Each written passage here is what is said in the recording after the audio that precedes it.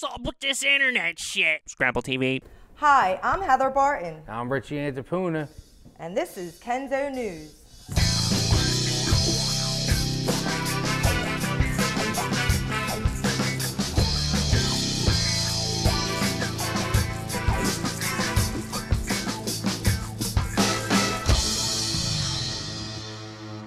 Each year, the Census Bureau sends questionnaires to 3 million Americans. Metropolis did their own analysis of what neighborhoods in Philly changed the most in the last 10 years. For better or for worse, this is what they found. The city continues to lose jobs, down 47,000 since 2000. There are more abandoned houses on Germantown Ave in Nicetown and empty stores and on stretches of Stenton Ave. Grays Ferry came under the greatest stress due to the drop in income, number of homeowners, and population. In the Schuylkill Southwest, Center City, also known as So-So, made out the best with home values going up 386%. Wow. In the lower Northeast, Oxford Circle has gone from a Jewish Catholic middle-class neighborhood to one of a younger, poorer, and with a high concentration of blacks, Asian, and Latinos. They say that as if that's a bad thing. I don't know. Jewish Catholics to black, Latinos, and Asians is I didn't bad write thing? it, you did. You're the No, writer. no, this is what was in Metropolis. But what does that mean? What are they trying to say? I don't It know. makes it a bad neighborhood now? Though crime data was not included in this analysis, the police district that includes Frankfort now has the highest crime rate in the city. Damn, Kensington's doing pretty good. Well, huh? I'm going to tell you why. That's one of the biggest police districts because they cover the 2nd and the 15th. So it's like they cover the whole Northeast. So it's like one of the biggest districts. Cedarbrook, East Mount Airy, West Oak Lane, where the worst others going down are Grays Ferry, Frankfort, Tioga Nicetown, and Allegheny West, which is our old neighborhood, I guess. Allegheny West they call it now. It is due to the fact that incomes of working and middle class people were stuck. With that, they fell behind. Their income couldn't keep up with inflation. They lost their jobs. The banks foreclosed on a lot of homes. But on the plus side, the population of the city appears to have risen a bit. Crime is down, the value of homes rose, and there are signs of renewal along Frankfort Ave in Kensington. Yes, I see we got a good thing out of that. Yeah, so now people won't be able to afford their taxes and they'll get pushed down. It's called gentrification. I don't mean that. I'm just saying finally there was an article written about Kensington and it wasn't anything bad. Well, I don't think it's good. You're just Pushing out our anyway, people. So. Pushing out our people. Nobody really cares what you think. Anyway, in Kensington, on the downside, there was a lot of crime on Valentine's Day. And after reading all the different crimes that happened in a row, it seems like it might have been the same person. See, but it might have been because of the economy, how it is. Maybe there was a lot of crimes because guys couldn't afford to get good gifts for their girlfriends or wives. Right, maybe. But I think this was one, if you look at the way it goes, so it started on the 2800 block of Salmon Street. There was $200 worth of stuff taken from a car at 7:02 in the morning. And then at 8:01 at the 2700 block of Auburn, which is basically around the corner, yeah. There was another car robbed of over 200 bucks of stuff. Why are they leaving all this money in their cars? Well, I don't think it was money. It was like shit that they left in their car. Oh, worth of shit. Yeah. I'm sorry. And then another car was hit on Gall, the 3200 block of Gall Street at 8:21. So it's like all right in a row. Like he's working his way across, right? And then 11:21, a retail store was hit on the 3300 block of Aramingo. So he went up Aramingo probably and figured, oh, I'll get some stores. It was $50 Are you to $200. going to lead them right to my house? Yeah. And then at 12:37, there was another place. It was a building. It didn't say what at the 2100 block of Orleans. So he had to backtrack. I guess he was. It was probably London Wreath. I used to work there. I was the only girl. 15 guys. I was the only girl at work. But see, to avoid all this controversy on Valentine's Day, what I did was I just gave my wife 2 gifts. I gave her the 1 gift, and she didn't open it. Then I gave her second gift. I said, "This in case you don't like the first gift." What was you know it? what the second gift was? An airplane? No, it was a dildo, because I said, if you don't like the first gift, you can go fuck yourself. That's the best gift. That is the best gift. I give them out myself for Christmas and stuff. Yeah, that's a good gift. I didn't get nothing. See, if everybody had that attitude, they wouldn't be out robbing to get shit for their girlfriend. True. And then another store was hit like shortly after that on the 3400 block. So he had a whole day of fun. I hope she got something good. Philly cops had a shootout with 3 masked men last week at a CVS on the 8500 block of Frankfort Avenue in Holmesburg. No one was hurt, but police think one of the suspects was hit. 3 men entered the store, pulled guns, and demanded that they open the safe and stuff a trash bag with prescription drugs. Ooh, drugs. Then they started shooting at a rear drive-up window. The cops came, seen the robbers climbing out the back window into the driveway, and one of the guys pointed a gun at the cops. 3 cops shot at them, and evidence recovered indicates that at least one of the suspects also fired a gun. So they don't even know for sure if they fired and they shot back? Are they allowed to do that? Nah, that's what they do. Police investigators have been searching area hospitals for wounded patients. The first suspect is described as a white in his 30s, about 5 foot 6 inches tall and stocky.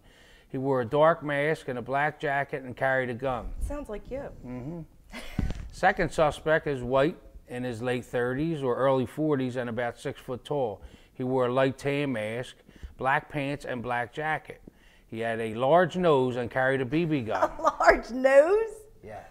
Wow, that's a good description. Third suspect is white and in his 30s. He wore a ski mask, acid wash blue jeans, white sneakers, and 3/4 length black leather jacket. I think he's trying to bring back the 80s Yeah, look. he's stuck in the 80s. Wow. That might be a good match for you. Ah, you're so cute. It is not known if he carried a weapon. Call Northeast detectives at 215-686-3153 to report information about the crime. Oh, no reward money for that. There may be a shooting suspect hiding in the Northeast. Homicide detectives and the U.S. Marshal Service are asking for the public's help in finding a 20-year-old Marvin Hill. He is wanted for allegedly shooting and killing 19-year-old Stacy Sharp on the 1300 block of West Cumberland Street on January 7th of 2010 at about 6:30.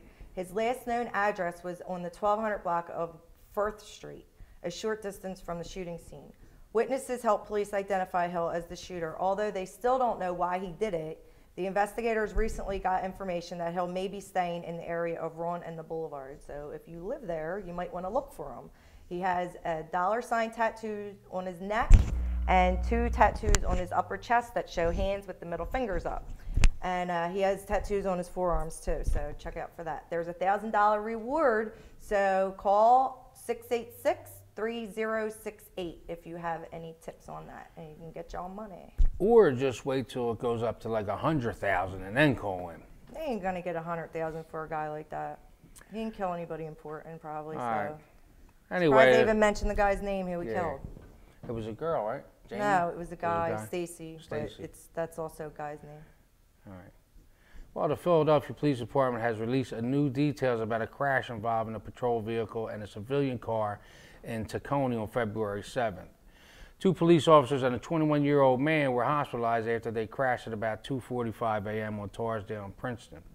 Officers were traveling north on Torresdale in a marked Chevy Impala with emergency lights and siren on, which I doubt. Yeah. When they struck the vehicle in the front passenger side. And he was going eastbound with a 2003 Ford Crown Victoria. The police have not released the names of the officers or the civilian, all of whom were taken to ARIA Hospital, the old Frankfort Torresdale hospital, for treatment and release. At the time of the crash, the police officers were responding to a police radio report of a person with a gun. Isn't that always the case? Yeah. Information initially reported to the Northeast Times by multiple police sources indicated that the civilian vehicle had struck the side of the police vehicle. See how they flipped that? Yeah. I've seen that happen. No criminal charges have been filed in connection with the crash. No apology? I don't give a fuck. I'm on the other guy's side, on the civilian side. That's what I'm saying. The cop, they didn't apologize. Because they gave the wrong information. They were saying that that's why it's all covered up and nobody's names were given, because they know they're going to get money. It was the cops' fault. They get paid for that. It's a cover up. So you've been having problems with a sort of a stalker calling your phone, leaving messages and whatnot. Oh, yeah, stalker of the week, it's pretty typical. There is a new stalker alert, and I want to share you a recent voice message that I received from a very passionate fan. You have a fan? Well, I would like to think that she's a fan. I have ceiling fans. No, this is a different type of fan. So why don't we show the video and come back? All right. Hello, this is Christine Pearson. I politely asked you, Heather, Barton, if you would please stop calling my boyfriend late at night and leaving messages saying, hi, it's me. I was hooking you up late night and your girlfriend's sleeping. I think it's very, very disrespectful. And the messages she just wrote me that are just disgusting. I don't know how old you are, but I know I'm younger than you, and those messages are disgusting, especially for a woman who's a mother and has children. You are disgusting. I know already that you want to fight me. I have it in the proof of your messages, and Dan already told me multiple times, and I also have police involved in this, and you can come try to do whatever you want to me, but you are a disgusting pig, and the things you wrote are foul. They are very, very foul. That is so disgusting. I would never say something like that to you as a mother. You are a disgusting pig for saying that to me. You are a disgusting pig. Stop calling him bitch. He's mine. Wow, that was an interesting video, man. What's your response to that? Well, Well, first of all, is there any truth to that? You stealing motherfuckers, man? Well, you know me. Always, You hussy. I know. My mother says the same thing. Well, I would just like to respond to you, Christine, by saying that if you weren't such an insecure, weird-looking, jealous, moronic drunk, maybe your man wouldn't be calling me. I find it amusing that you're so threatened by my relationship with your so-called man. My advice to you, go to AA, take a self-esteem class, and for God's sake, do something with that voice. Dan, call me. The Richie Antipuna Show does not have any affiliation with this or is not opinionated about this. Yeah, it's all me. All right. That's it for Kenzo News. Thanks for tuning in. See you next week. Live, love, laugh. Scooby-Doo. Did you really get her a dildo? Are you crazy?